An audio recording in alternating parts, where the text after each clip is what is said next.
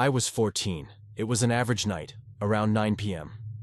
Me and my little cousin are at his house. I'm babysitting for the night while my mom and aunt are shopping and my dad and uncle are at the movie theater, so we're sitting there, and I was feeling really strange. Something was wrong, but I couldn't put my finger on it, so I just kept watching TV with my cousin. The feeling wasn't going away, so I got up and walked to the back door to lock it. When I came back through the kitchen, I saw what was causing my weird feeling. In the window there was a very decrepit and homeless-looking man, just staring into the window, looking at my cousin. Protective mode turned on. I pretended like I didn't see the guy, and I told my little cousin that we needed to go upstairs because our parents would be home soon and they wouldn't want him to be staying up late. So I went upstairs and put him to bed, knowing damn well that there was a man outside that wanted in. I was about 125 pounds and 5'8" at the time, and I played football for my school. If I remember correctly, I went downstairs and straight into the kitchen and grabbed one of those meat tenderizing hammers, turned back to the window where I saw him before. Not there. I ran back to the front door and checked that it was locked. Both the deadbolt and the knob were locked. Ran back upstairs with my meat tenderizer and went into my cousin's room and sat down in front of the door. He asked me what I was doing and I said that he didn't need to worry about it and that he should keep his head low. I called the cops and then my dad and uncle. The cops would take half an hour and my dad and uncle were 45 minutes away. Then I hear a window shatter and the sound of heavy boots walking around on the main floor. I told my cousin to stay calm, hide under the covers, and to keep silent. I could hear the guy walking around downstairs. It was horrifying. I gripped that damn meat tenderizer and waited. About 5 minutes pass, and then I hear the boots walking upstairs. At this point, I was having a freaking heart attack. My cousin's door is no more than 10 feet from the stairs. I heard him opening the doors to my aunt and uncle's room, then the bathroom. He walked back downstairs, and I heard him open the door to the basement.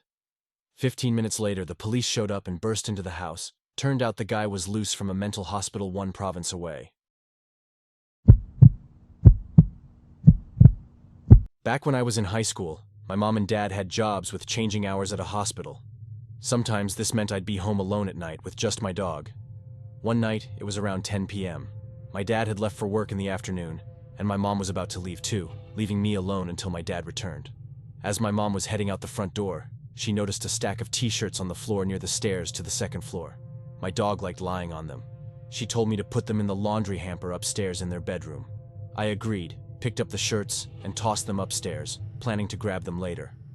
After my mom left, I waved goodbye and called my dog to come upstairs. We climbed the stairs together.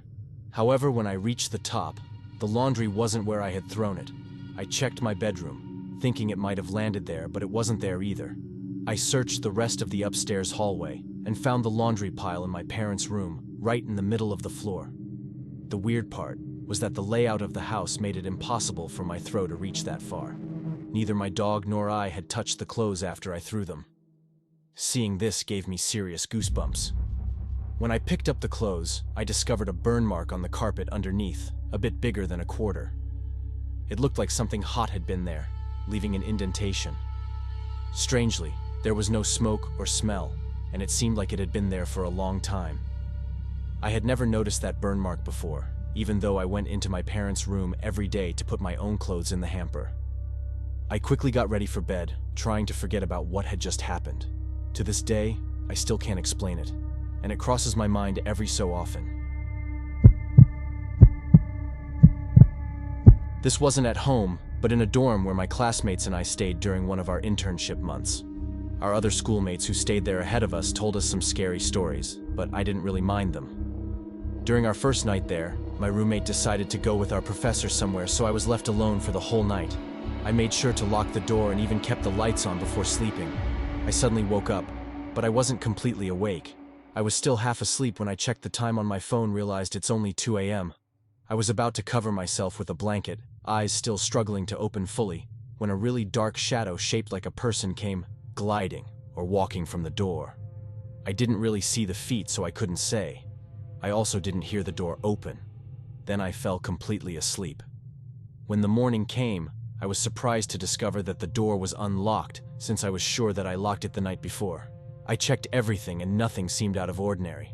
I went to the dining area and chatted with my classmates. I completely forgot about it and thought it was just a dream. When my roomie arrived with our professor, I asked her if she came back last night, maybe to get some stuff or something. She swore she didn't. I got goosebumps and told my classmates about it. Then we all just shrugged it off and rationalized it with the fact that I was half asleep and having some kind of a dream. But that wouldn't explain the unlocked door, though. Our previous schoolmates who were there previously even had a scarier experience.